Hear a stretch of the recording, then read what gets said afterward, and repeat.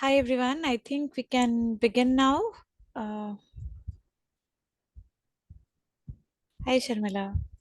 Climate team, we are already 7 minutes above the time. Shall we start? Yes, ma'am, we can start. Sure. Uh, Let me share the screen. Okay.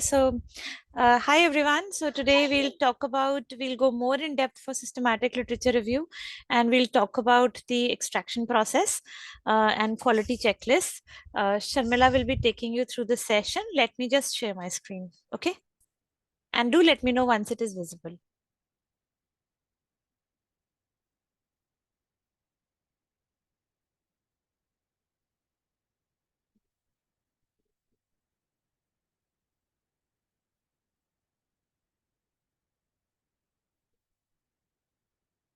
I hope you guys are able to see the screen. Yeah. All yours, Sharmila. All the best. Go ahead.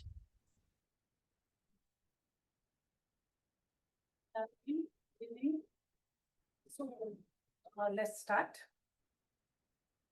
Just I want to rewind where we left off in session 3. Like we learned how to ask the right question, have the evidence systematically, and transparently report our findings using questioning, right? So now imagine this you are part of a HTA team evaluating two new treatments for resistant hypertension. Okay. The literature search has retrieved over 300 studies. The policymakers are asking, what's the efficacy signal across the studies? What's about safety? Are these patients similar to the population we serve? So you quickly realize this is where evidence starts to get real. Okay. So a well-designed extraction form, careful data capture, and a structured approach to assessing quality can make the difference between a robust decision driving review and an inconclusive pilot. Okay, this is the moment where systematic review methodology moves from searching to building trusted evidence. Excuse me, ma'am. So, Sorry to disturb you. Your voice is not audible.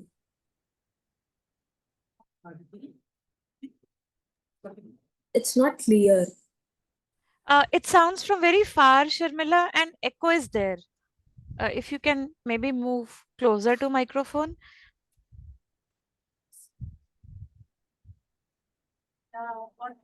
Teacher, please confirm. No, No. no.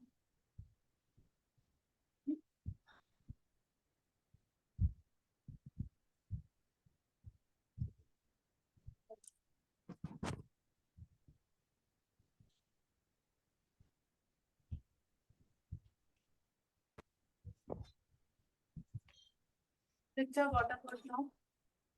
Say a few sentences. Continue.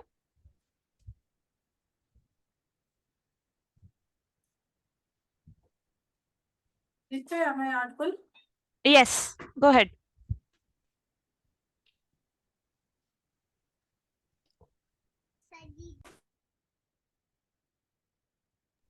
Sharmila, can you hear me? Yeah, I can hear you, Richa. What about? Yes, it is clear. Go ahead. Oh, okay, Richa. Thank you. Thank you. Okay. So, in short, today is about building a evidence foundation for modeling HTA and policy decisions. Richa, please go to slide 2. So, by the end of this session, you will be able to create standardized data extraction forms to capture key study variables. And second one, extract efficacy, safety, and baseline data from clinical studies for HEOR and RW reviews.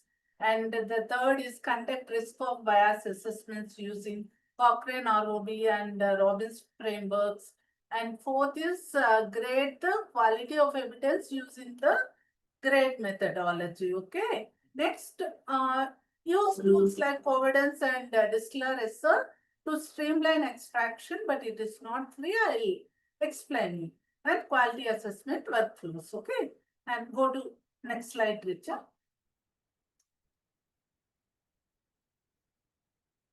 Okay.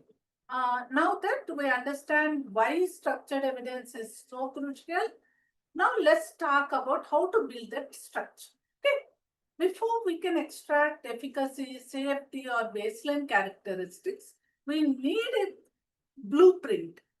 And that blueprint is the data extraction form. Okay. Think of this form as your evidence capture framework. Okay, if the literature search is like casting a net in the ocean of research, then the extraction form is the sorting table where we carefully categorize what we have got. Okay, understand? So when we talk about systematic reviews, the extraction form is the lighthouse guiding your data through waves of massive applications. Okay, think about the diversity of studies we come across, different designs, population, endpoints, and reporting styles. So you all have seen many publications, right? So without a structured templates, it's easy for data to become inconsistent, incomplete, or even misclassified. Okay, so go to next slide, Richa. So here are the core elements every good extraction form should include. Okay, that is citation details, like author, year, journal, DOI of that publication. Why all this? Because traceability is non-negotiable in systematic reviews. We should be able to find the exact source of every number. So these details are very important in the form. Okay. Next one is study objectives. These give context. Why was this study conducted?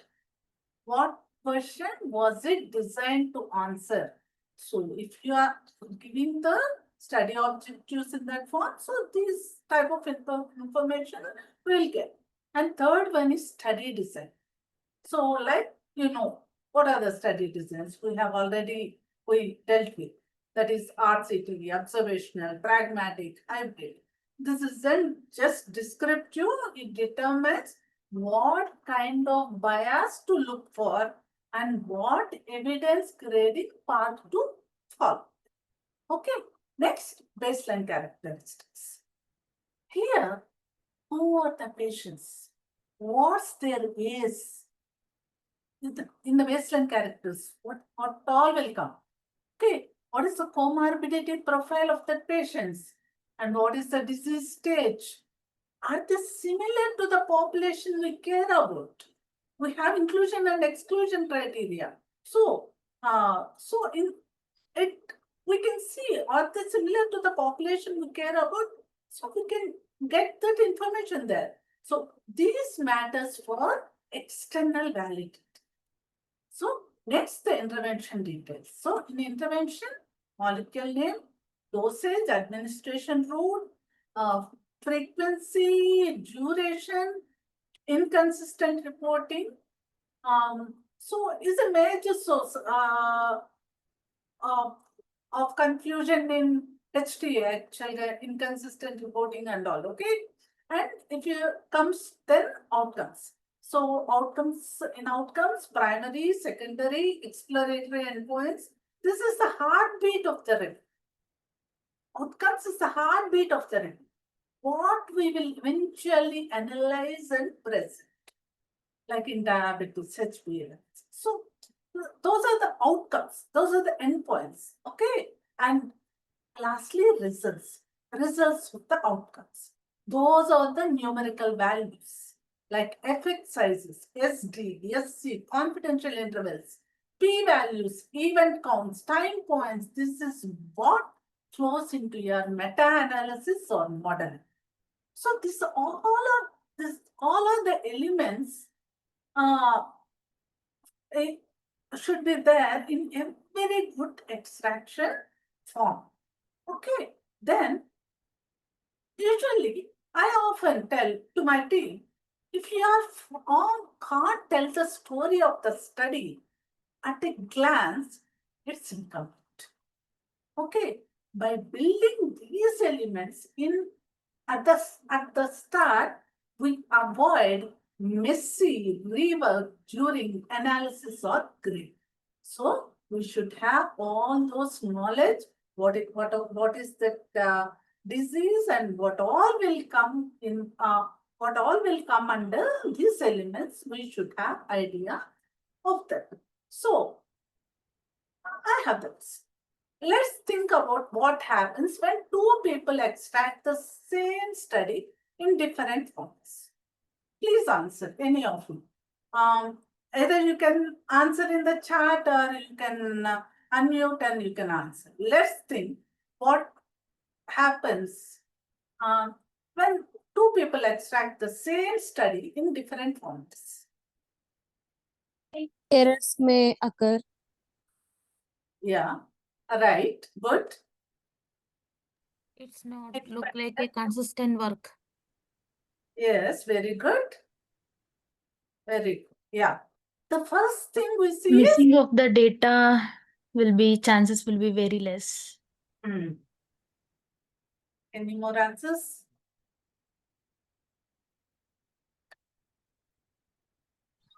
Data duplication.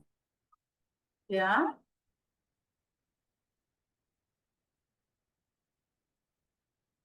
Biasness. Good. Yeah. Yeah. Very good. Excellent answers. Okay. We'll discuss about it. The first thing we see is inconsistency, right? This leads to a lot of rework because we have to go back, check, and reconcile what was done.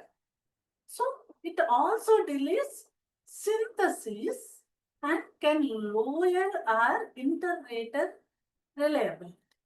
Okay, more importantly, when definitions or fields differ, it can even distort pooled effect sizes later on. So by the time we get to meta-analysis, we are spending valuable time cleaning data rather than analyzing it. So most of our time will go in, valuable time will go in cleaning. So that's why using standard fields and data types is so critical.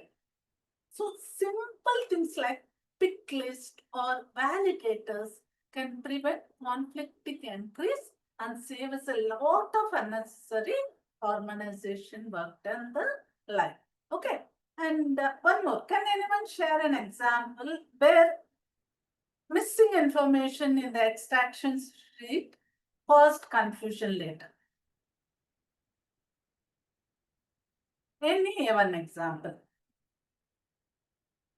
I'm sure many of you have experience. For example, like median, mean data, median. Yeah. Anything? Confidence interval if it is missing. Yes. Any more? Good. And p-values also, p-value. Yeah. Very good. Very good. Any more? Yeah. So, we have experienced this and we come back to the sheet after a few weeks and suddenly realized that a key piece of information is missing. Anything, whatever you told. Maybe the time point wasn't logged, or the unit of measurement isn't clear, or we can't tell whether the analysis was ITT or PP. That is also very important, right? So these gaps create a lot of confusion during synthesis.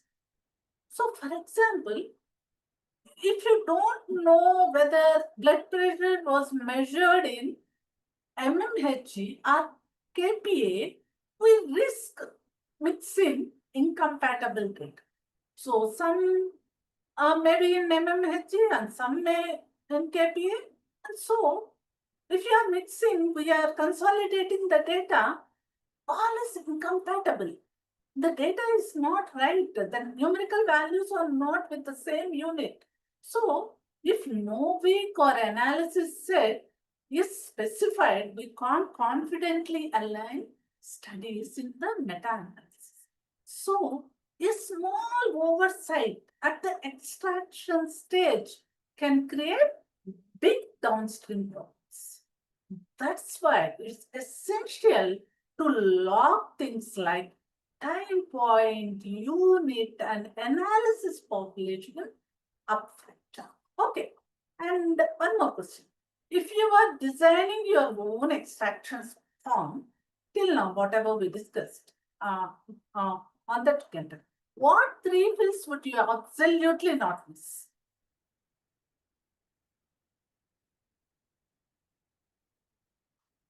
I hope you understand the question, right? In the extraction form, if you are designing any extraction form, what three fields would you absolutely not miss? Anyone? Design intervention, ma'am. Okay, good. Ecos. Yeah, because Very good. Yeah, very good. Yeah. So if I were designing an extraction form, there are three things I would never miss. First, citation details. Okay, so we always know exactly which study we are talking about. Okay, and second, clear, whatever you told, repose. Okay, good. Clearly defined outcomes, including their units and time points. So there's no ambiguity during synthesis. And third, the actual numerical results with dispersion measures. If you are capturing it, capture ST, SC, CI, 95% or 90% CI, we need to keep in the note. Okay. Along with the analysis set used like ITT and in imputation method like LOCF, BOCF. So this may sound basic, but if any of these are missing, it's almost impossible to do a clean meta-analysis. So capturing these details carefully ensures consistency, transparency, and reproducibility. Okay.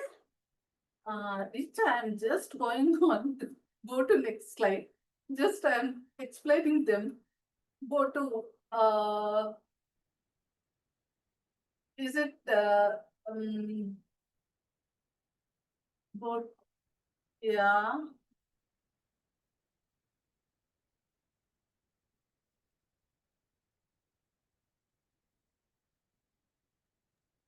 Tell me when to stop, okay? Or go back. Go back. Yeah. Okay.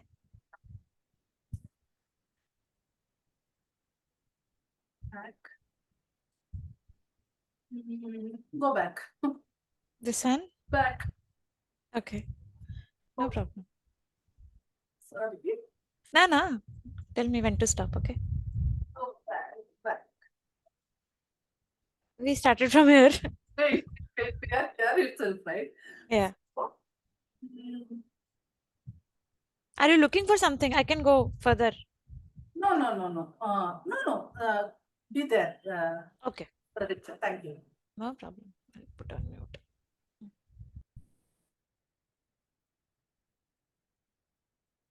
Wait, team. Give me a minute.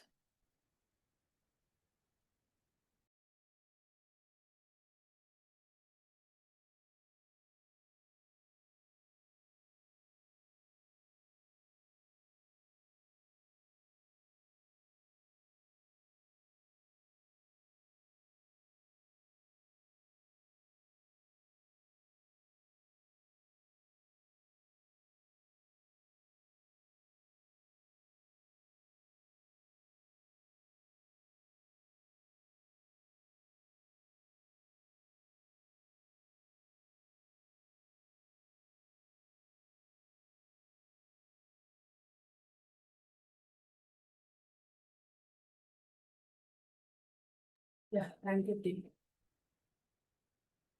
Okay. I have one more question. Why do you think standardizing the sorting table is more than just a documentation exercise? What could really go wrong if we don't do it? Anybody can answer now?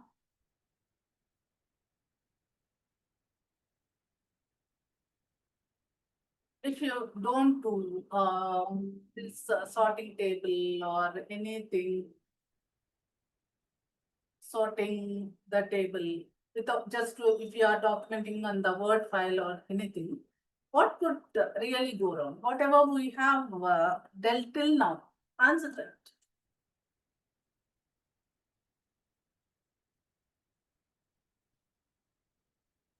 Manual typing errors. Yeah.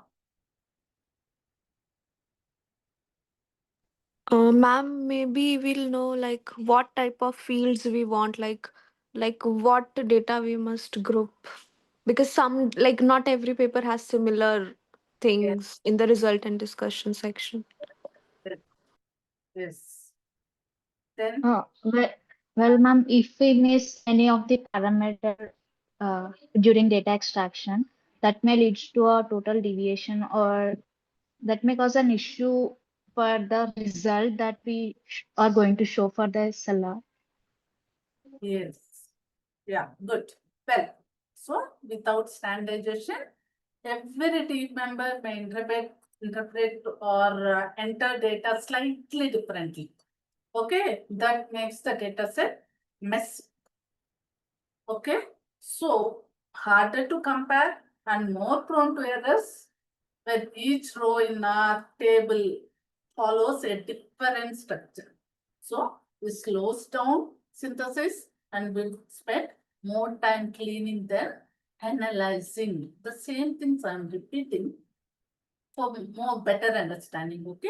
On the other hand, when the table is standardized, each row speaks the same language. So making comparisons straightforward, pooling faster, and the whole process more reliable. In other hands, standardization isn't just about heterogeneous, it's about protecting the quality and speed of the entire. Go to next slide, Richard. Yeah. So now that we have identified what goes into the form, so let's talk about why standardization isn't just administrative. It's what allows us to turn evidence into structured insights. Okay. Here, let's imagine you have a team of 5 reviewers working on a hypertension SLR. Each person extracts in their own style, different naming conventions, time points, units, even different interpretations of what's baseline. Okay, what do you get? What do you get by this? So the result is a patchwork of data that takes weeks to clean and may still have gaps. But when you standardize your extraction forms, magic happens. Here's how standardized forms give us an edge, like enable comparison. What it means? When all studies are extracted using the same structure, comparing across trials, whether they are from India, Europe, or the USA, becomes meaningful in one data set. For example, if everyone reports SPP in MMHG at 12 weeks, pooling data is straightforward. That is, we can able to compare the things. Okay, and it can improve the collaboration. What it means? In real reviews, multiple reviewers work in parallel. A structured form ensures everyone speaks the same data language. So this reduces confusion and improves interrelated reliability. Okay, next third one is reduce errors. So built-in validation rules like required field, unit tickers, time point windows. So what it makes the favor mistakes creep into the data. Okay, and fourth one is ensure consistency. Whether a study is extracted today or 6 months later during an update, you get the same structure, making living reviews possible. So, actually, I often use the analogy of building a staircase. The staircase visual reminds us that each layer builds on the previous. So, first consistency, then comes collaboration, then favor errors and trustworthy results. So, brings us closer to robust decision grade evidence. Okay, so all right. How many of you have experienced messy Excel sheets after data extraction?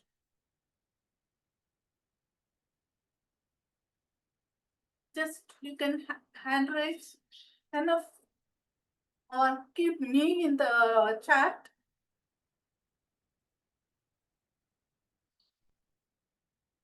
Have you experienced any messy Excel sheets when you are doing the extraction and all? Yes, ma'am. Yes, I see quite a Yes, ma'am. right. Honestly, that's completely normal. It's one of the most common pain points in any systemic review workflow. So those endless versions, free text chaos, hidden columns, they can turn a clean extraction into a nightmare during synthesis. And that's exactly why using predefined templates with all validation, with all the variables, whatever we want, we should be very planned. So it should be predefined templates, and data validation is so important. If we want one SBP, it should be in systolic blood pressure or it should be in SBP format. If the SBP value, it should be in mmHg, it should be, so the value should be in mmHg. So thus that type of things should be predefined. So that type of things should be validated initially itself wherever the template is. So even if only a few of you have faced this issue directly, but versioning can still creep up silently, right? So something as simple as consistent naming and logging key cells can save hours of cleanup. So in short, good structure at the beginning prevents painful surprises at the end. So now let's go a bit deeper. What specific fields do you think should be standardized across all reviewers? Anybody can answer. Some specific fields will be there. What are they? A citation, first of all. Hello, everyone. Yeah, tell me. Any more answers? Mainly the consistency and units. Yes, units. And some more? Yeah, exactly. Things like units, time points, outcome definitions. Okay, and AE maybe we'll use the METRA formula. Okay, METRA vocabulary and analysis like intent to treat or ITT we should use. Any one we should use. It should be standardized. It should be validated initially, and it is fundamental. So, but let's push it a step further. Having a controlled vocabulary for reasons of exclusion and locking time windows can make your data far more reliable.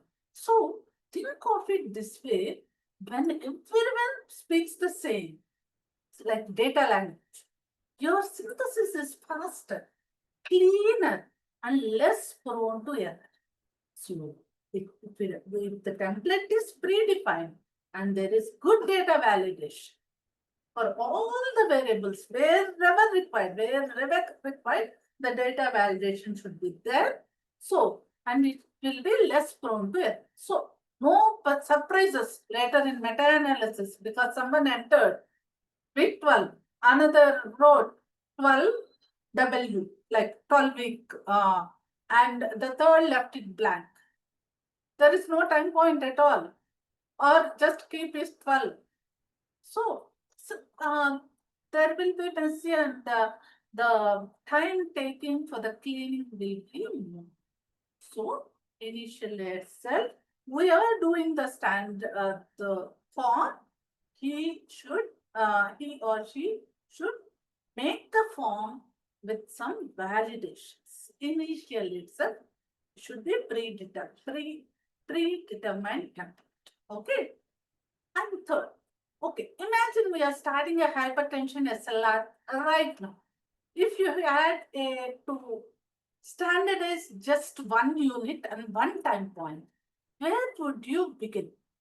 Where would you begin?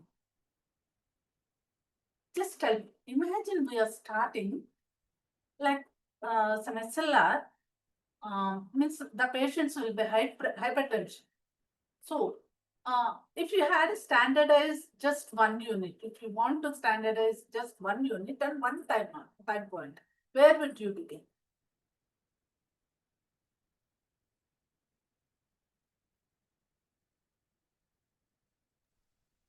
Ma'am, normally in hypertension, in systolic and diastolic blood pressure, we standardize through mm/Hg. So Yeah. that's the standardized point for hypertension. Most of the people have not answered. I know most of you are thinking along the same lines, standardizing SBP and DBP in mmHg at time point 12 weeks. Okay, but remember, even that needs clear rules, like defining a plus or minus 2-week window to include near matches consistent. Okay, and yes, we need both SBP and DPP captured with the same anchor time points. One should be in mmHg and one in another unit. It is not correct. Both should be in the same anchor time point and in the same units also. Means 12 weeks and 12 weeks. Okay. This clarity ensures that when we pool the data later, we are not comparing apples and oranges. Okay. It's a small upfront decision that saves massive downstream effect. Okay. So, of course, even with great fonts, the real world isn't perfect. Studies report data inconsistently, time points vary, and adverse event denominators are often missing. So let's look at the common challenges and pitfalls and how to deal with them systematically. Next slide, teacher. So, this is where your extraction disciplines will make or break your. So let's walk through some of the most frequent challenges team face and the practical fixes. So first one is inconsistent units and time points. Okay, one trial reports glucose in mg per dl, another in millimoles per liter, or one uses 3 months while another uses 6 months. So why it matters? You can't combine, right? Already I told apples and oranges. You can't combine. So predefine your units, whether you need to keep mmHg or mg per dl. So whatever we want, we will convert it. If you want mmHg, we'll convert from pKa to mmHg. If you want mg per dl, we will convert it from millimoles per liter to mg per dl. So, and allowable time points. Like if they give 3 months, in another reference, they give 3 months and 6 months, we will take only 3 months. If there is no, if the article don't have 3 months data, we'll exclude the data, that's it. So use imputation or subgroup analysis if needed. Okay, like that. So second one is missing denominators for arrays. So like many trials list 10 events, but never say out of how many patients. The trial has 100 patients. At the end, they'll give like adverse 10 events. There is 10 events in the trial, like if you tell like any vomiting or anything. So 10 events they'll tell, but never say out of how many patients. So maybe they may analyze in 95 patients out of 100. They may analyze in 90 patients. We don't know. We can't imagine that the denominator is 100. So without denominator, say rates are meaningless. So retrieve denominators from supplementary material or authors if unavailable in the reference. So exclude from quantitative synthesis but retain qualitative. Okay. And the third one is double counting multi-arm trials. So if a shared control, for example, if a shared control group is counted twice in meta-analysis, the effect estimate get inflated. So analyze at the arm level or use network meta-analysis or adjusted effect sizes. So fourth one is outcome definition drift. So for example, response might mean more than or equal to 5 mmHg in one study and more than 10 mmHg in another. Fix it with the predefined outcome thresholds in your protocol. Document differences and assess heterogeneity. Okay. And fifth one is selective reporting. So some studies publish only favorable outcomes and then so at that time, we need to fix by compare protocol versus final paper. So document missing outcomes in Prisma notes, use funnel plots to detect bias. Okay. And the sixth one is deduplication misses preprint, so final piece. Okay. The same study may appear twice. One is preprint and one is final. So by using both manual and automated deduplication, focusing on title, authors, and study traits, we need to remove them. So these issues are not small details. They directly affect the validity of the meta-analysis. And so be very, very careful at every step. So one of the real world examples you can see in one of our hypertension SLRs, we almost overestimated the effect because a multi-arm trial control group was counted twice. So a simple arm level correction changed the pooled effect size substantially. So each and every. So these challenges are not the minor technicalities. They can alter your conclusions, anticipating them upfront saves enormous time and protects the integrity of your report. So let's start with a quick pulse check. Which of these 6 challenges have you personally faced in your projects? Anyone? Duplications. Duplications. Any more? Different units. Different. Yeah. In oncology cycle, calculating the cycles. Yes. Yeah, good. Any more? Yes. Yes, this is a familiar territory for many of us. The most common pain points usually revolve around unit or time point inconsistencies, missing AE denominators also.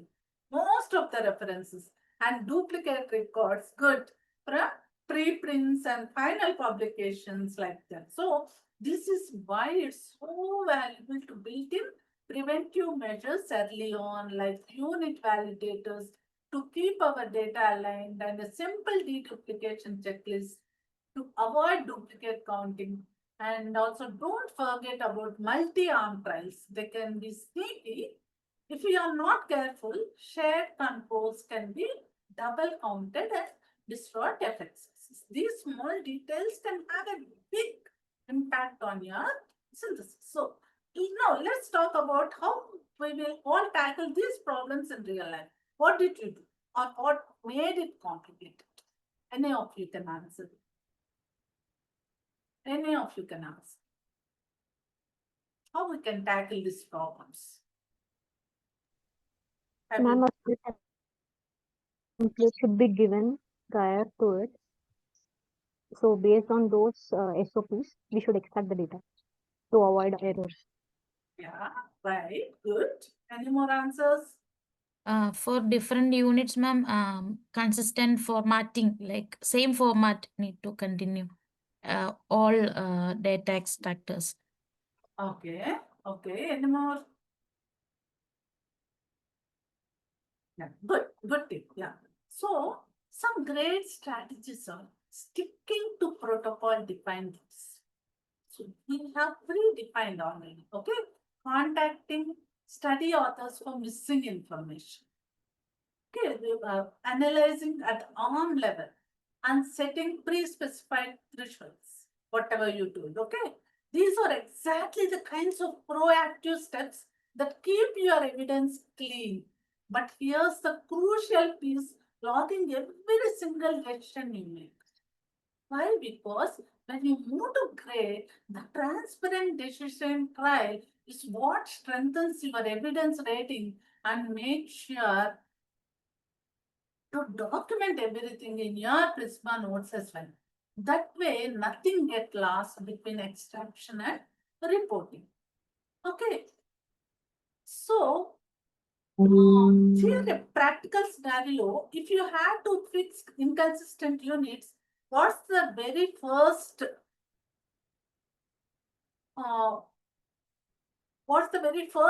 you had to take?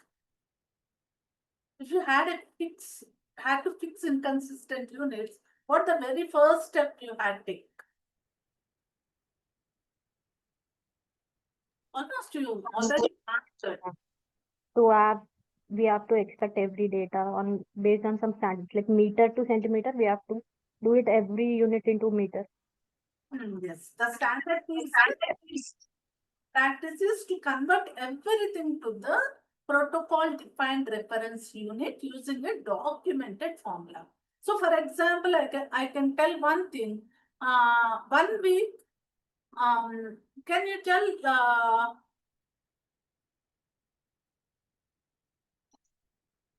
no. 1 month is equal to how many days?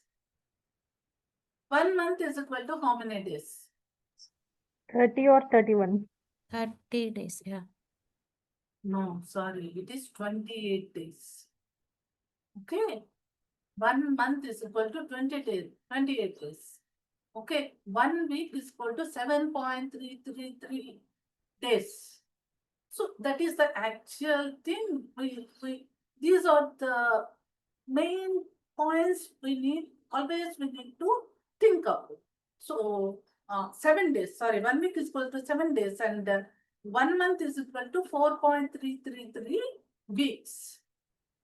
Okay, like that means it counted as 28 days. Okay, so these are the very little things you need to, because we need to standardize the form, right? So if the client asked us to give the data in weeks, then if it is in months in the reference, so we need, they tell it is 1 month in the reference, we need to convert it into 4.333 weeks. So like that standardization should be there. So it should be predefined. So and then flag those converted fields clearly and don't throw away the raw values also. Keep both the original and converted data. This I'm telling for the results mainly. If the given mg per dl, keep mg per dl and converted, normalized to millimoles per liter. So make the standard form like that also. It's also good practice. Record the source of your conversion also. From where your conversion has taken. So what formula you have taken. So that record should also be there. So for example, a published formula or a standard conversion factor, anything. So this gives your analysis traceability and protects this more ambiguity. Okay. Okay, let's make this a bit interactive. Suppose one study reports glucose levels at 12 weeks and another at 24 weeks. How would you handle this in your extraction form? Whatever I told, again repeating with the example. How would you handle this in your extraction form?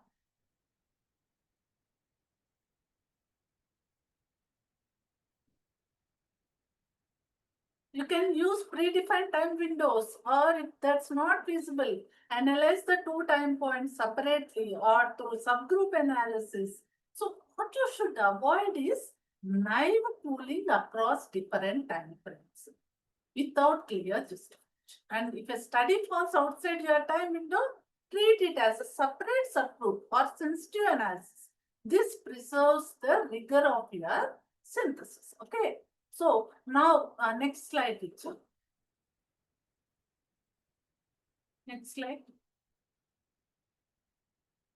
So now that we have understood what goes into building a strong extraction foundation, what can derail it, let's move forward to baseline variable extraction. See how this data points shape with interpretation and biases. Okay.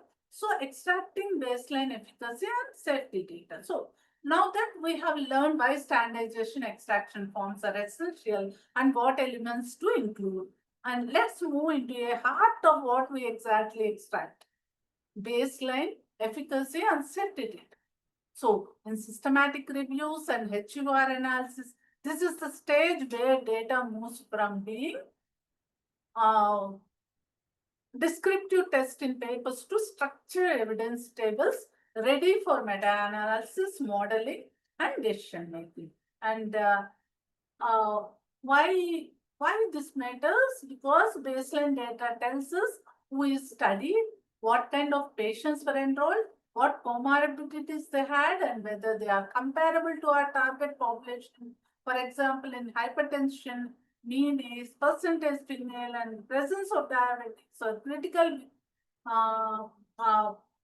because they affect BP response and cardiovascular outcomes. So efficacy data tells us what happened when they received the intervention. For example, was there a clinical meaningful drop in SPP and DPP? Was MACE reduced? Like that. And safety data ensures we don't just look at the benefits, but also the risk profile of the intervention. For example, adverse event rates, serious adverse event, discontinuations, like that. Okay. And we come to good practices, things like consistent units, standardized time points, and clear definitions, or what make the difference between clean usable data sets and messy unusable extraction. So let's reflect for a moment. When you think a typical hypertension trial, baseline efficacy and safety, which endpoints do you feel is most prone to error during extraction? Above Miss baseline, efficacy, safety, what are the things do you feel is most prone to error during extraction? When you are doing a typical hypertension trial, when you are extracting? Errors in extracting overall survival, PFS, or ORR sometimes. So changes or errors in confidence intervals can also lead errors. Those kind of errors can lead problems. Good, Chandana. Any more answers? Okay. Okay. Many of you are spot on. Just remember, safety data often creates the biggest typos. Missing AE denominators, unclear definitions, incomplete reporting of exposure duration, or frequent pitfalls. Even efficacy isn't immune. Time point drift can easily creep in if you are not precise. So, and here's the kicker. For safety data, It's not just about whether an adverse event was reported. We also need to know how it was collected and whether it was treatment emergent. Okay, these details directly influence how the results can be pulled in.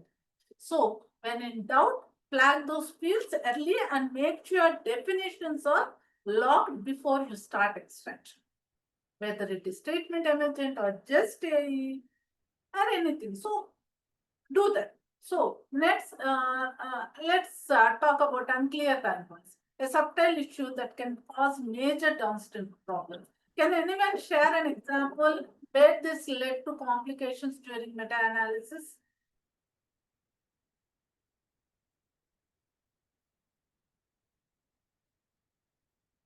Unclear time points.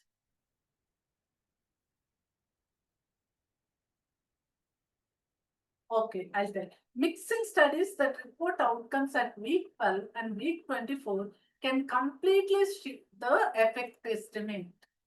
Okay, misaligned follow-up can inflate heterogeneity, making your forest plot noisier and less reliable. So that's why pre-specifying a clear time window is so important. It helps you enforce consistency and avoid comparing. Again, I'm telling apples and oranges. And don't forget to tag imputed or adjusted time points in your dataset so that the future reviewers can clearly see whether and how decisions were made. So, go to next slide, Richa.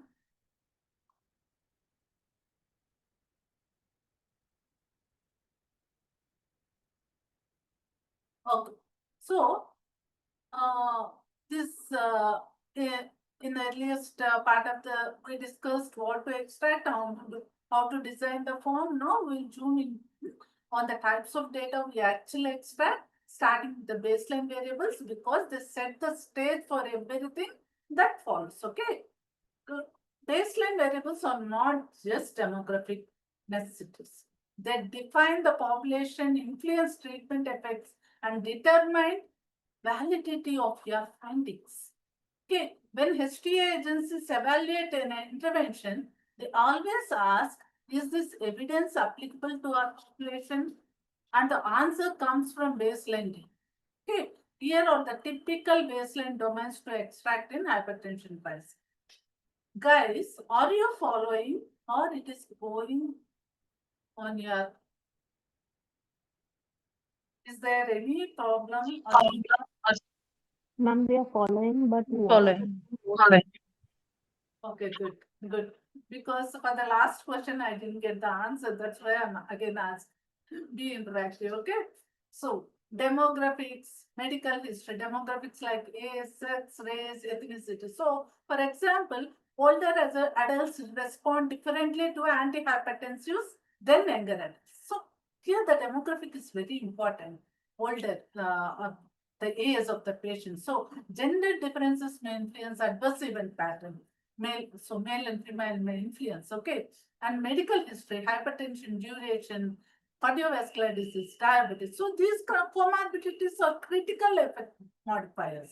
Okay, and third one is medication history. So use of antihypertensives, lipid lowering agents, or their interacting drugs. So this helps us understand background therapy and potential confounders. And fourth one is lifestyle factors like smoking, alcohol, physical activity. So important for interpreting real world data. Okay, and fifth one is blood pressure measurement. So, baseline SPP and DP. This is the anchor point for measuring treatment effect. Okay, and sixth one is laboratory values. So, serum creatinine, electrolytes, the lipid profile. These affect safety interpretations, especially for agents like ACE inhibitors and diuretics. So, we need to think before itself what is important. So here we are taking the laboratory values. Okay, these are the actually for the safety interpretations, we are taking these laboratory values also. So, how they are at the baseline, how they are at the end of the treatment. So, how the drug is effective. Like that, we are taking even laboratory values. And other relevant factors like family history, socioeconomic status, psychological factors. So these variables can influence adherence outcomes and risk stratification. Okay. Let's start with a quick question. When you think of a hypertension trial, which of these baseline variables do you believe has the strongest impact on the treatment effect? Age, comorbidity, or baseline blood pressure for a hypertension trial?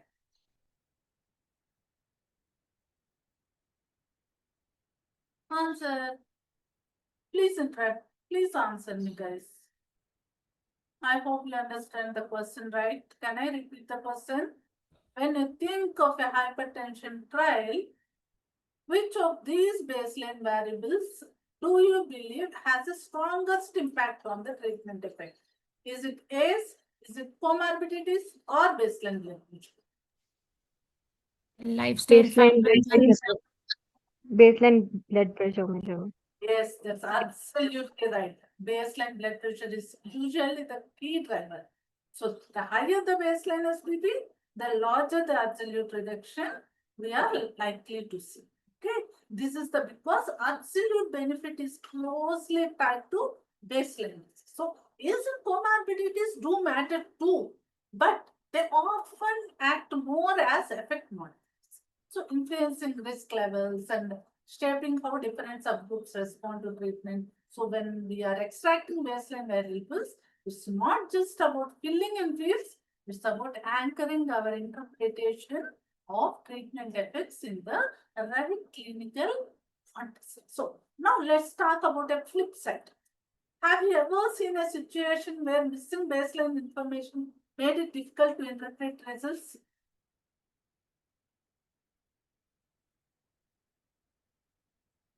And missing baseline information made it difficult to interpret results. I'll answer. If you can't, missing something like baseline SPP or key morbidities such as diabetes status can make population incomparable across studies. So without these anchors, external validity get blurry and heterogeneity increases. So which can undermine the confidence we place in pooled results, final pooled results. Okay, this is why capturing these baseline variables isn't optional, it's foundational for ensuring both internal and external validity in the meta analysis. Okay, and let's make this practical. Imagine you are extracting data for a diabetes or oncology trial. I had like you to list 3 baseline variables you would absolutely make sure to extract in diabetes and oncology. Let answer me. I want 3 baseline variables. Any of you can answer.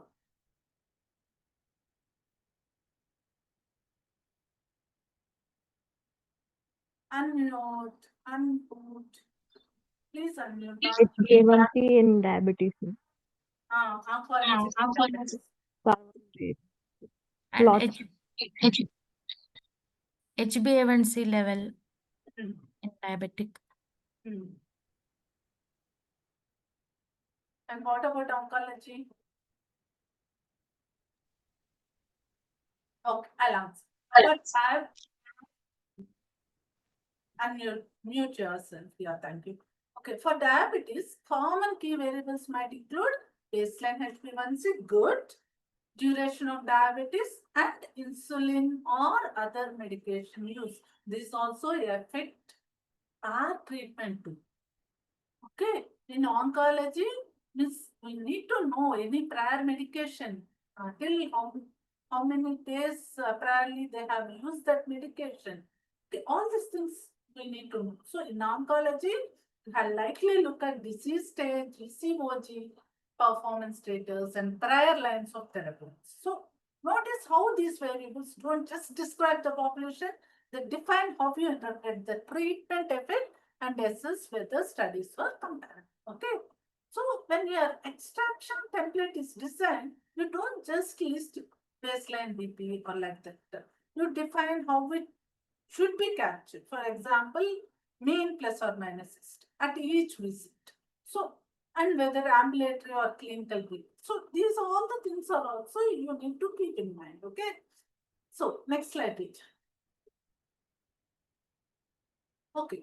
Now that we have seen what top baseline variables, let's understand the why these variables are so central to confounding, control, population characterization, and interpretation of results. So this slide is about connecting the dots. Why do we spend so much time carefully extracting baseline variables? Because they are lens through which we interpret everything else. So, 5 key functions of baseline variables. First one is accurate interpretation. So, if your baseline SBP is 180 mmHg in one trial and 145 mmHg in another, the same absolute BP reduction doesn't mean the same clinical impact because baseline data gives us that context. Okay, and second one is confounding control. So many factors, age, comorbidities, concurrent medications influence both exposure and outcomes. So identifying and adjusting for these variables prevents misleading conclusions. And third one is population characterization. It allows us to say this trial was an elderly patient with diabetes or this was a younger, low risk group. That directly affects external validity. Fourth one is blood pressure measurement. So baseline BP defines the starting point of efficacy.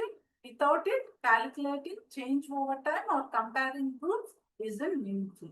So fifth one is other relevant factors like socioeconomic and behavior variables. Variables often explain variability in treatment effect that can't be captured by clinical factors. So here's an interesting scenario. Why do you think two trials using the same drug but with different baseline SBP might show different effect sizes? Can anyone able to answer this? Why do you think two trials using the same drug but with different baseline SBP might show different effect sizes?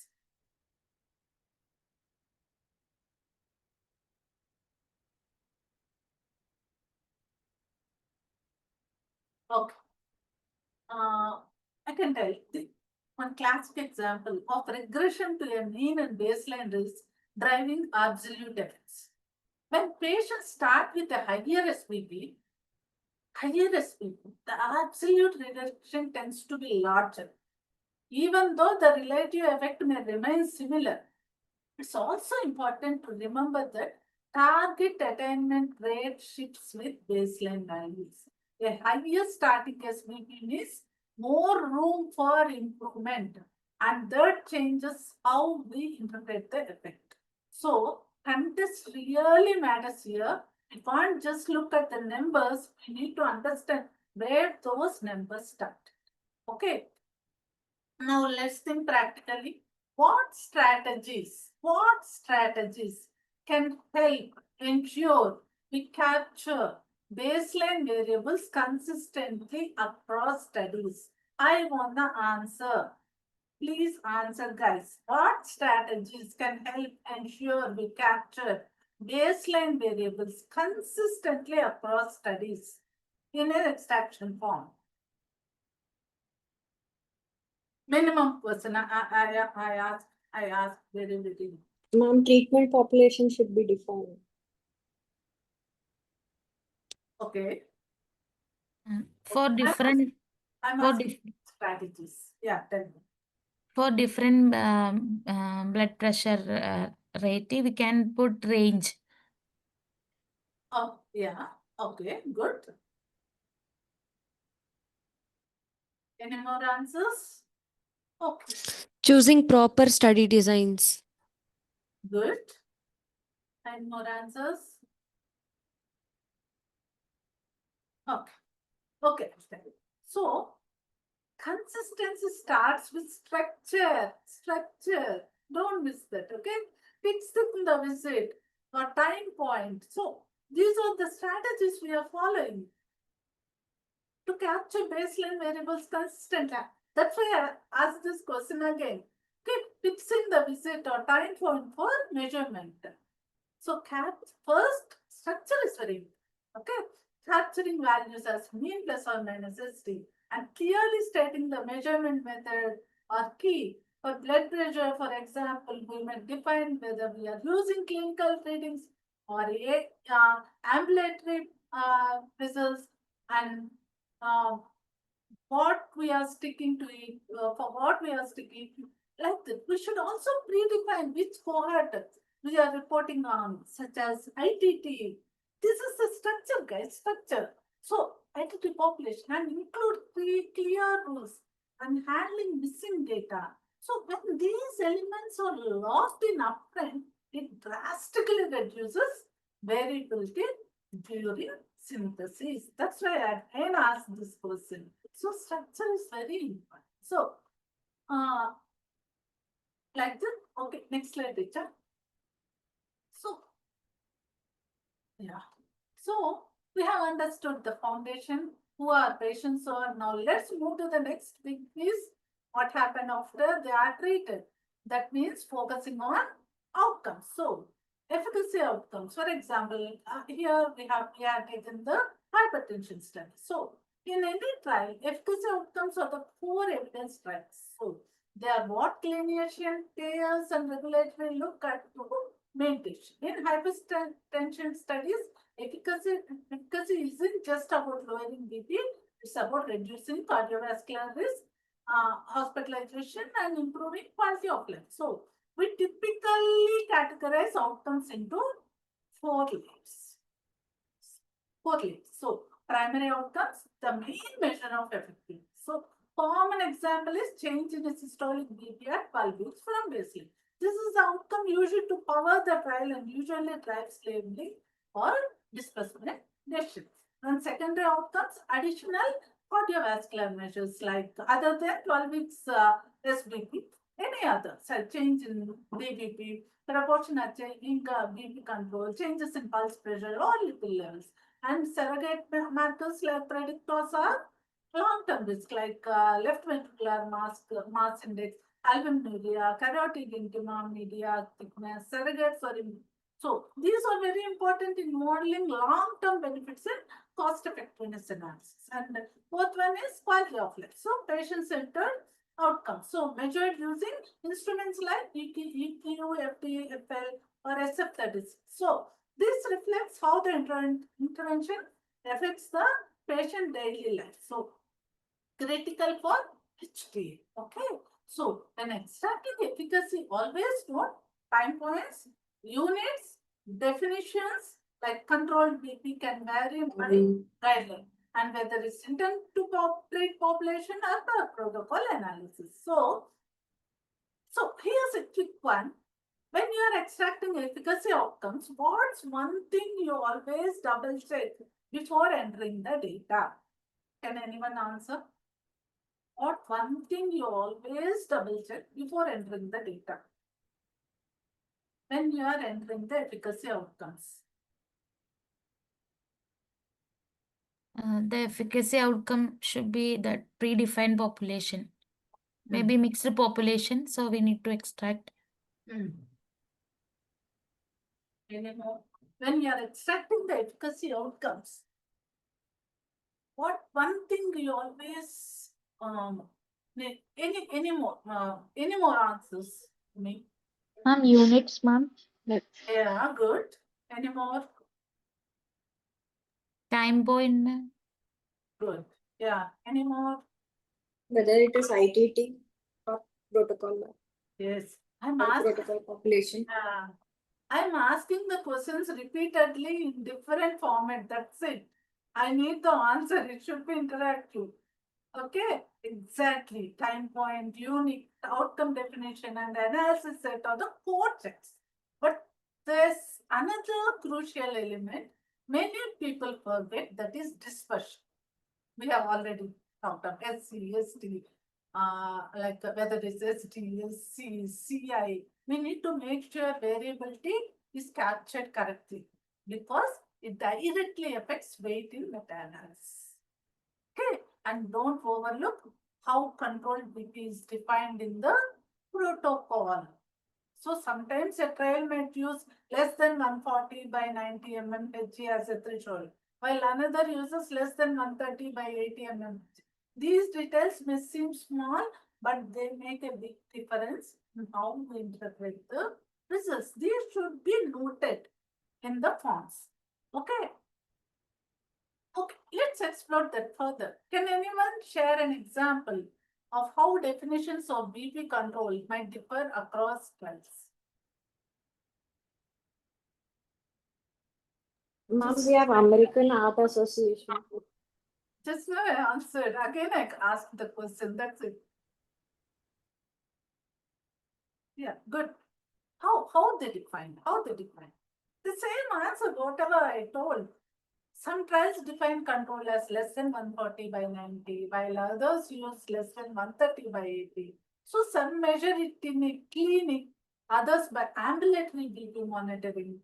And even the measurement method can differ, a single reading versus an average set, means 3 days average. So this is why we need to map this differing threshold explicitly in the extraction sheet. The definition should be there. So if we don't document the exact rule and contest, we risk pooling incompatible data. So when in doubt, record the threshold, the device or setting, and how the measure was started. So go to next slide, Richa. So far we have covered baseline characters and efficacy outcomes, which together create the core evidence table for synthesis. So before we move into risk of bias assessments, let's quickly recap what we have learned and why it matters. So let's we we consulted everything. So we began by understanding why standardized extraction is the backbone of systemic analysis. Then we looked at baseline variables. Then we looked at efficacy outcomes. Then safety and right. So why this all matters? Standardization ensures data are reliable, reproducible, and ready for synthesis. And it reduces confusion and disagreement among reviewers. And most importantly, it creates a transparent evidence base that will directly feed into risk of bias assessment, grading, and economic modeling. So if your extraction at this stage is weak, your bias assessment, meta-analysis, or modeling will be shaky. If it's strong, you will already solve 70% of downstream problems. Okay. So next slide, Richa. Next slide.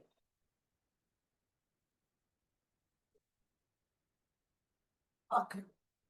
Now we'll build on this solid foundation to assess risk of bias.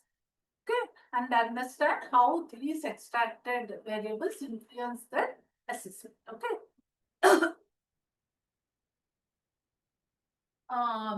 We have covered data extraction, right? Where we gathered baseline, efficacy, and safety data.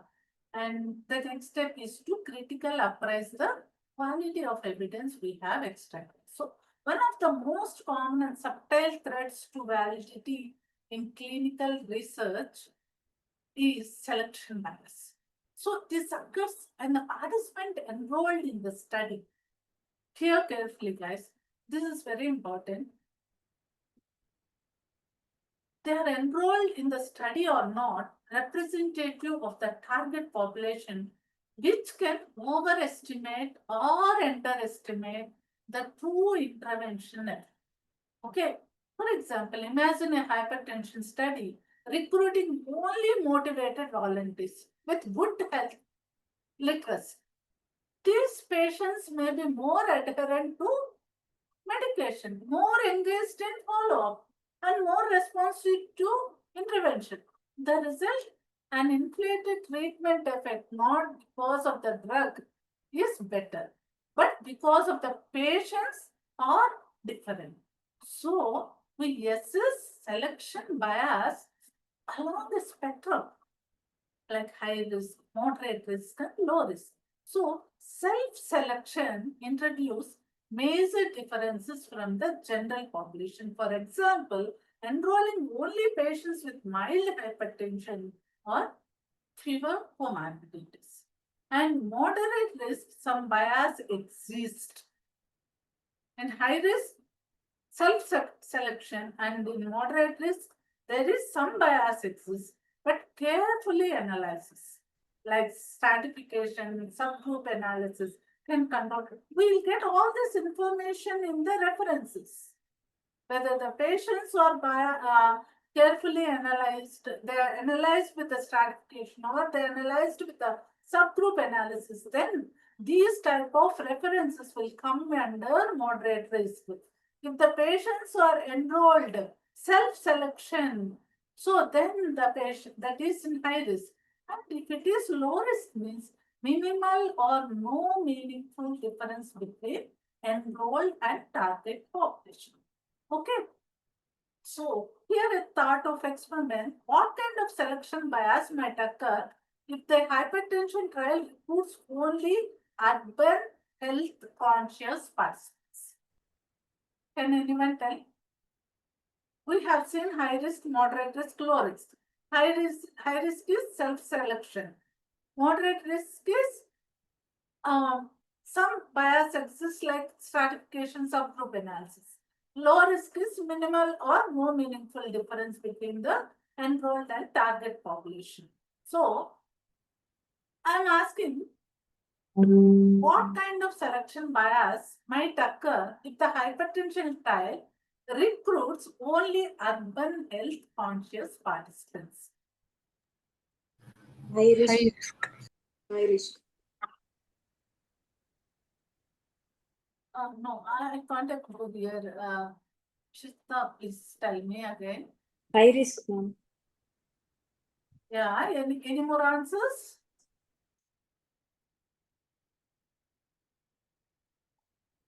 Yes, high risk. Because the effect estimates might be overly optimistic. These patients are often more adherent to treatment, have better access to healthcare, and may not reflect real-world patient variability. Okay. As a result, the external validity drops, and the results may not generalize to the broader population. So this is the clear example of the selection bias. Or if you think in great terms also, an issue of indirectness. So whenever we spot this, it's important to annotate it clearly in the ROB, risk of bias assessment. So a small recruitment decision like this can have a big impact on how much confidence we can place in the this all the information, it is available in the experimental section in the references. So if you see there, and we can assess that is the reference, is this study is in high risk or moderate risk, is the selection bias is in high risk or moderate risk or low risk. Okay. And now let's talk about something every team eventually faces, like a disagreement between reviewers. If two reviewers disagree on the risk level, what should happen next?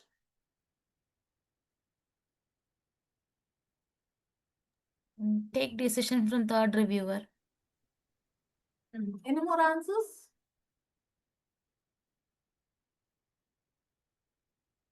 And So- checking the conflicts in between first reviewer and second reviewer. Good. Any more? Okay. So the first step is to document each reviewer's rationale. Okay. Then the reviewer should discuss the difference. Okay, guys. Using the protocol criteria as the guiding framework. If the disagreement isn't resolved, it goes to the third reviewer. Okay. So, and don't forget, keeping notes isn't just good housekeeping, it's essential for transparency during grade or audit. So document each and everything.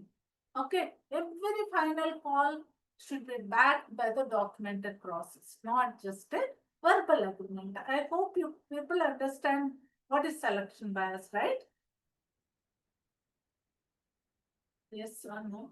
Yes, ma'am. Yes, Yeah. ma'am. Okay. Yes, ma'am. Okay. Good. Oh, imagine a hypertension trial conducted in two large cities. The participants are mostly health conscious, middle income adults, are recruited through wellness camps. Patients with advanced comorbidities or low health literacy were excluded. So the trial showed a significantly larger BP reduction compared to similar pragmatic trials. So based on this description, would you call this high, moderate, or low selection bias? High risk. Yeah, exactly. That's a classic case of high selection bias. So because the study population isn't representative of real world patients, so um, recruiting selective healthier participants often leads to overestimation of the treatment effects, lowering the external validity of the trial. So, in data extraction, go to next slide, Kitsu. Thank you. In data extraction, we captured who was in the study. Now we use the information to judge whether these participants introduced bias starting with selection bias. So here, a risk of bias assessment are only as strong as the agreement between reviewers. When two reviewers assess the same study differently, say one calls selection bias high risk and the another calls it low risk, we need a structured and transparent way to handle that. So that's where inter-rater reliability coming. Okay, why IR matters? It often measures by Cohen's curve. So actually, it is a solid approach. Most teams begin with the independent reviewers, then move to the consensus discussion, and if needed, bring in the third reviewer.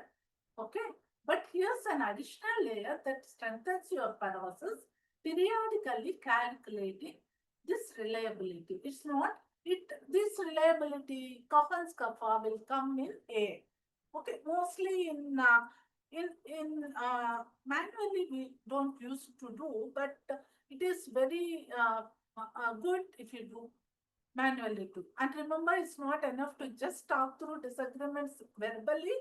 Even decision points should be written down. So it's become part of your documented workflow. This turns a disagreement into a auditable, reproducible, and decision trial. Okay, and Richa, go to next slide.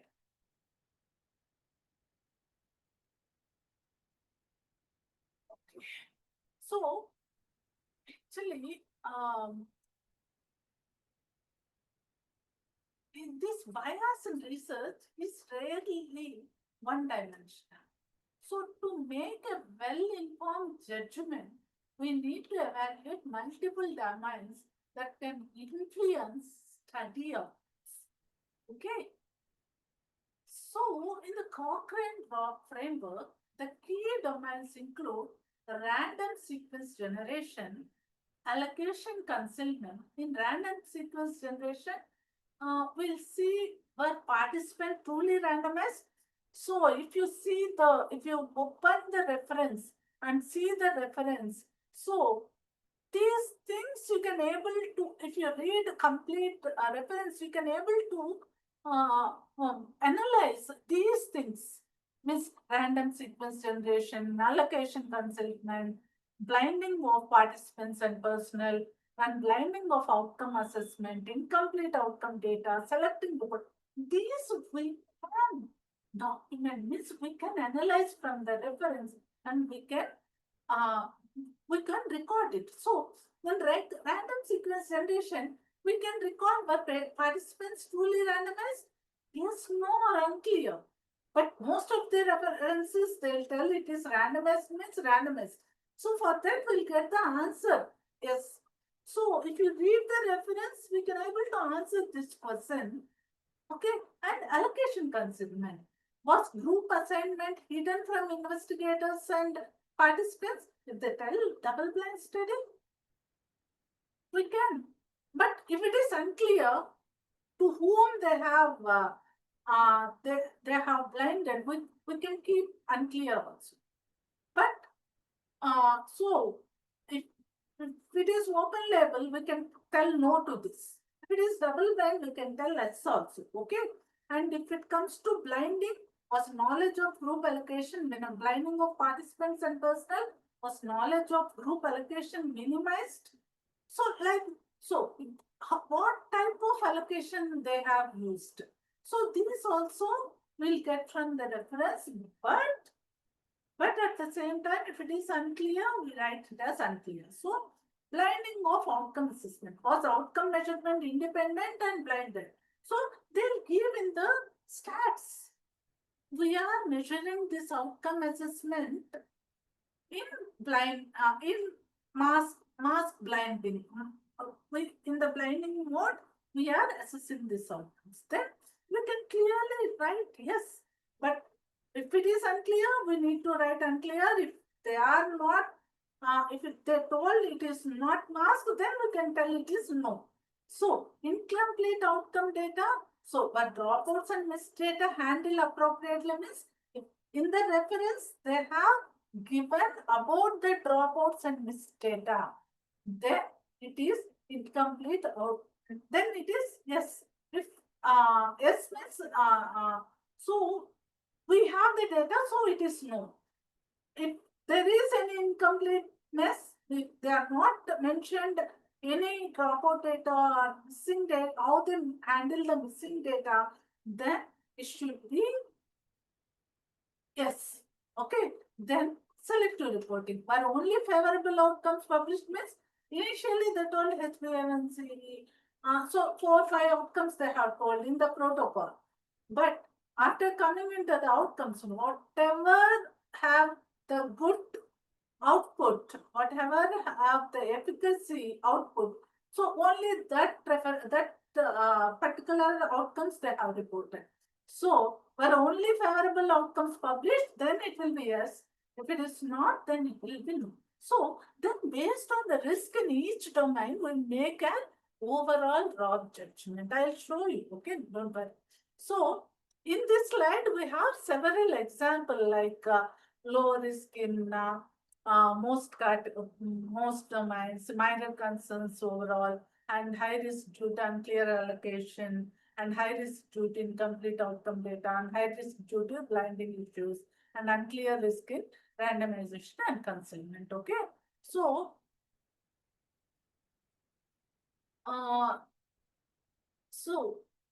now that we understand the domains, let's bring this concept alive with a specific example.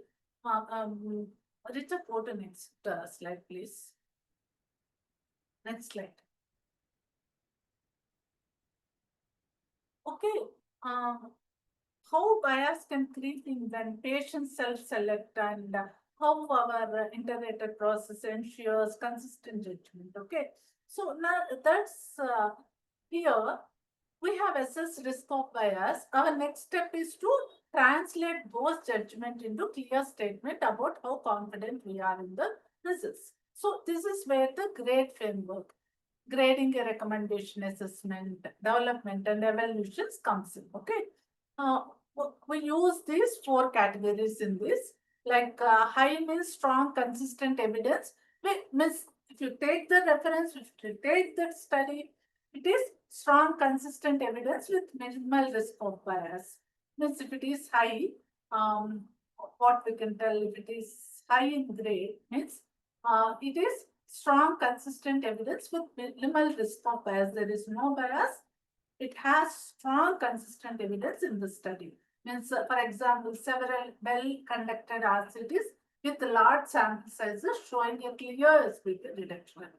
So strong confidence that further researching unlikely to change the effect.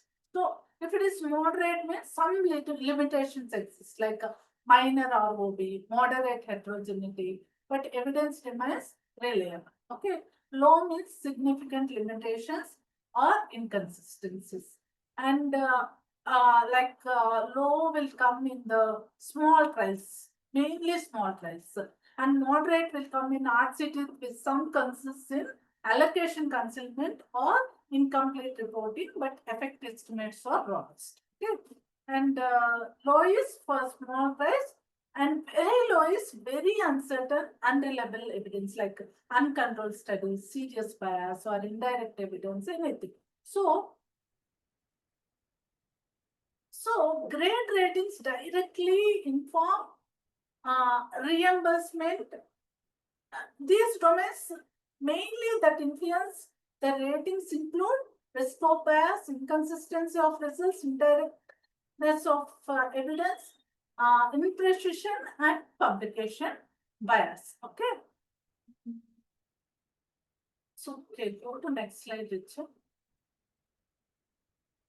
So here also it is duplicate of grade, but this framework may look simple at first, like high, moderate, low, and very low, but behind each level in the structured reasoning process, start at high because the evidence comes from RCTs, downgrade by one if there's moderate ROB or inconsistency, downgrade again if there's indirectness, say the study population differs from your target city, and downgrade further if the confidence interval is wide. So by the end, you may land at moderate or low certainty. Okay. And go to next slide, Richu. So now evidence something here. We have a little less time.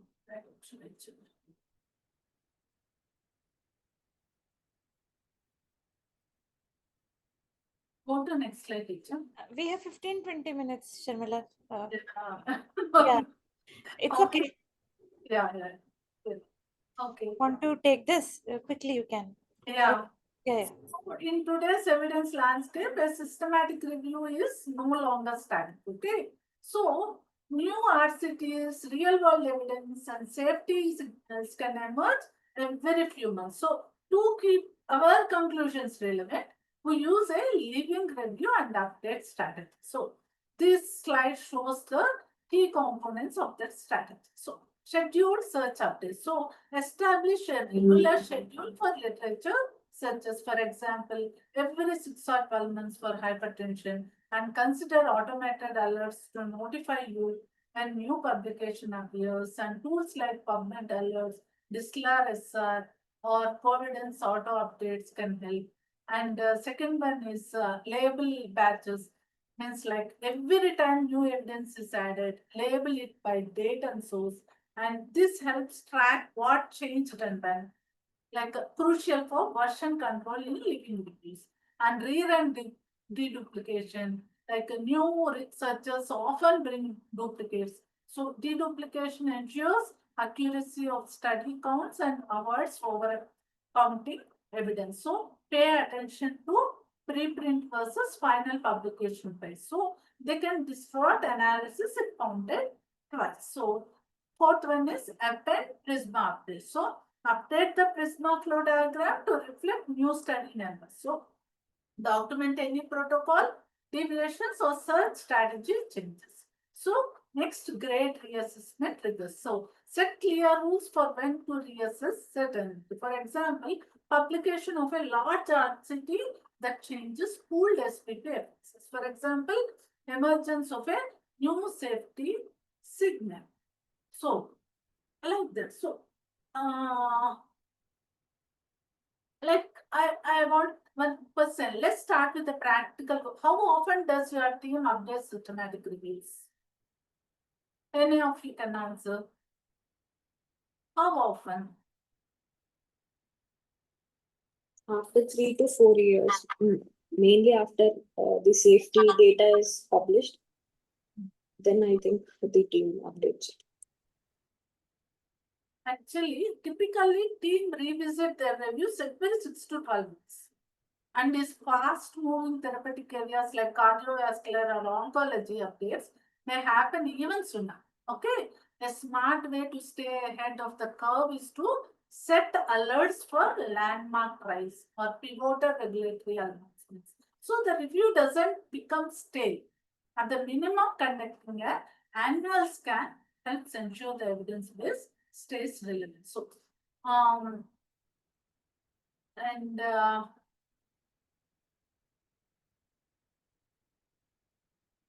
go to next slide, Richa.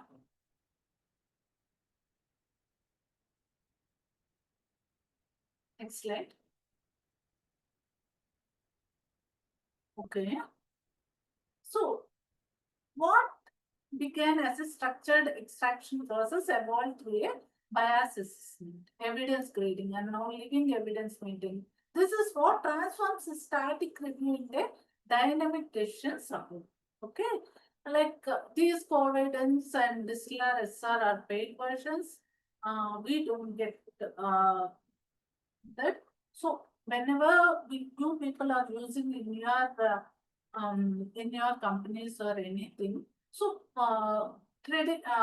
mostly traditionally many teams use Excel for this, but Excel while familiar, has clear limitations like manual task management in time consuming, file sharing can be messy with version control issues. Already we are seeing real time collaboration is difficult, it's prone to human error, and modern evidence synthesis like however demands speed, transparency, and reproducibility, which is why platforms like Providence and Whistler SR have become gold standards for systematic queries. Okay. So efficient data, here's how efficient data management, like all regular activities are captured in one platform. Means two reviewers are there, the data will capture in one platform, and here the automatic task execution like screening, extraction, deduplication, and reporting or streamlined in these things. And there is real-time collaboration, like multiple reviewers can work together simultaneously and tracking building. So on the left, you see the systematic review funnel from project setup, data extraction, raw assessment, exporting summary tables, comprehensive review. So on the right, you see how software elevates efficiency over Excel by automatic repetitive tasks and supporting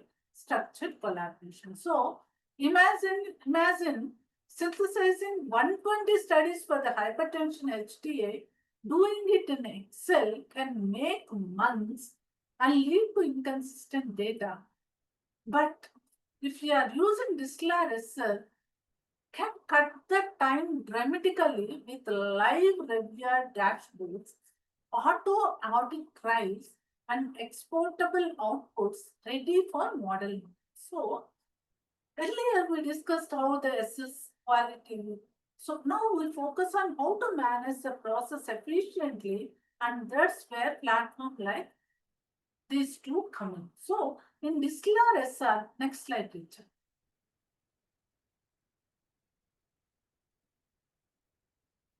So in Distiller SR is designed to handle the entire evidence synthesis pipeline. Whatever we are doing manually, all the entire evidence synthesis will be there. So unlike Excel, is not just a data entry tool, it's a workflow engine.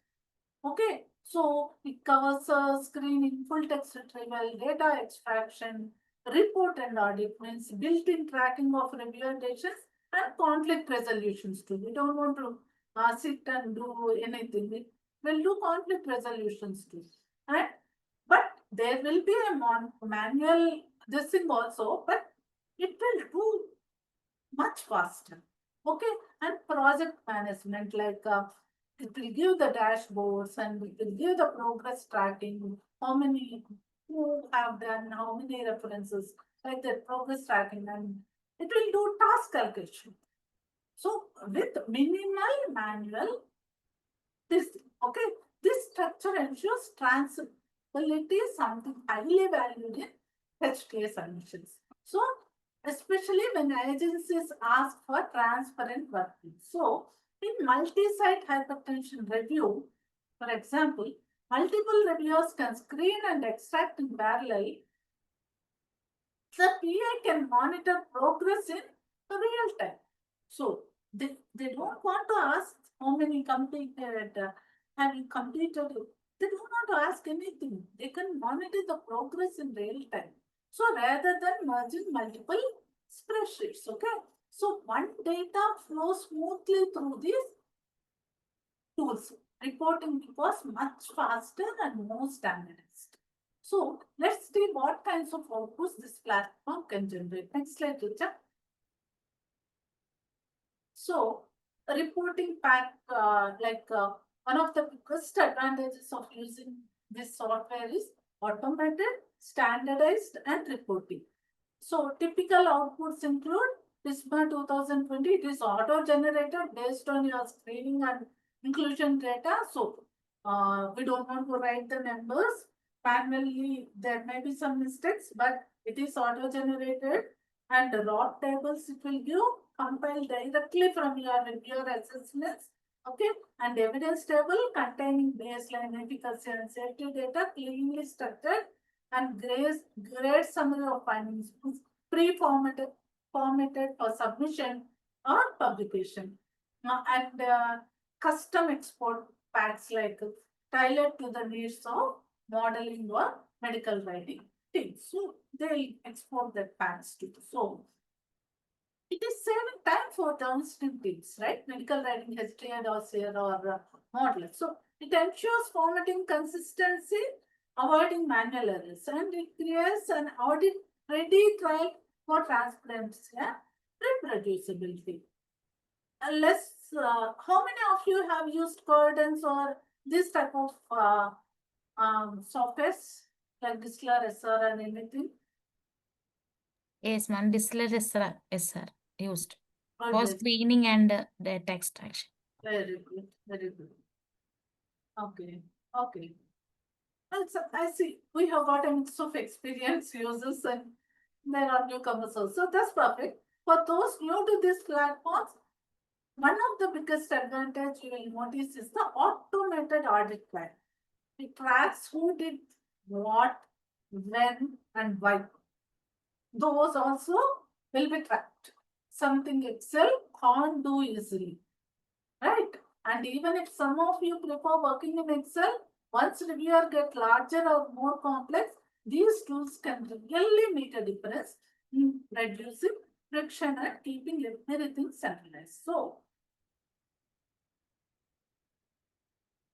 we have seen the what are the pain points and how these tools can these tools are built to eliminate those pain points. So this clean conflict tracking is less about replacing Excel altogether and more about reducing manual friction when the project scales. Okay. Okay. It's the next slide. So let's step back and look at the bigger picture we have covered. Okay. We started with standardized forms for data extraction, ensuring consistency and comparability, capturing key elements like baseline efficacy and safety, linking this structured extraction to risk of bias assessment and grade evidence grading, and finally moving to automated tools to reduce manual work. So by all these matters, we already dealt with like ensures your data reliable, reproducible, and ready for synthesis, reduce confusion across teams and time points, and builds a clear evidence base for robust decision making. Okay, for any HTA on any therapist, this structured approach can make the difference between fragmented evidence base and coherent submission. So, next slide, teacher. Okay, next slide. This moves. Okay. We have finished the slides, Sharmila. You want to explain something else? No, I have the slides, but I'll explain. Hmm. Maybe the saved one I didn't send to you, I think so.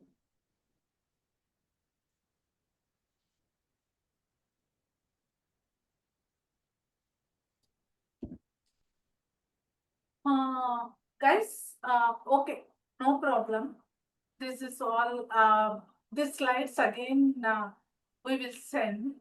Okay, nothing much like how we have done with the sample data set and how the risk of bias assessment was there and how the what evidence table built with. So we are going to send the activity for you, and I have already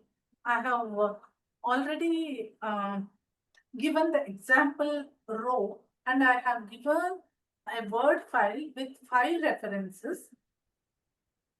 Go through this video once again, and Shall I share that Word file, Sharmila? ask, please. Okay. 1 second.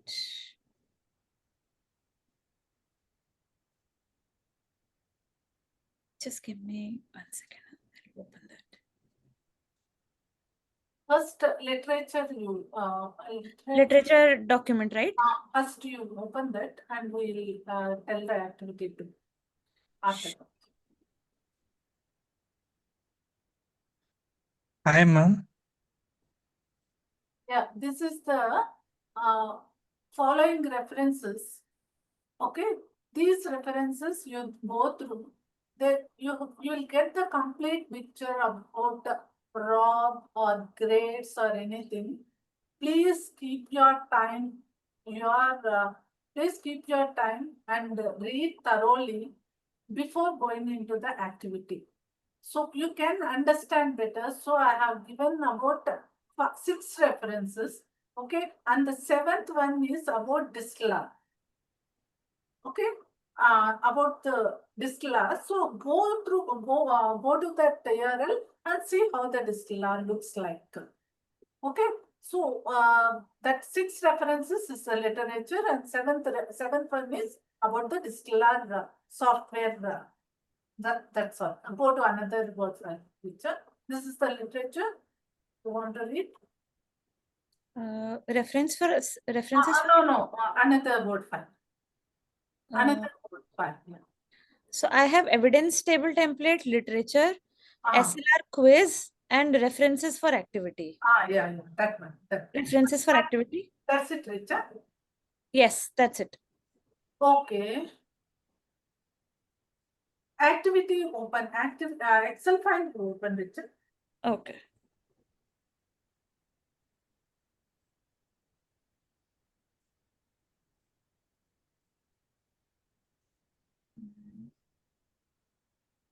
Second, yeah.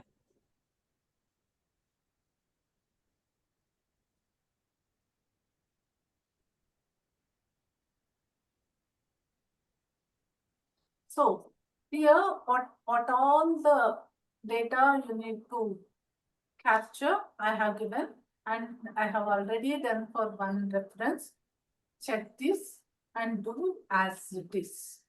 Okay, do as it is. Whatever the for one reference, I have given the example also. Okay, and I am sending five references for you in the activity along with Excel. So I am giving the URLs. I am giving all freely downloadable, so you can take from the Google. No problem. So this is what you people want to do. These are the variables, and you need to check from the reference and fill in the appropriate field. Okay, but before this, go through the 7 URLs literature I have given to you people. Okay, yeah. And one more is quiz, no problem, that we don't want to tell. This is what the things, guys, please complete the activity, but it is very important. If you read the literature, you will get more data, more knowledge on that. Please go through that. Okay, and check the distiller HEOR will also once see how the things are there in the interface. Okay, Richa.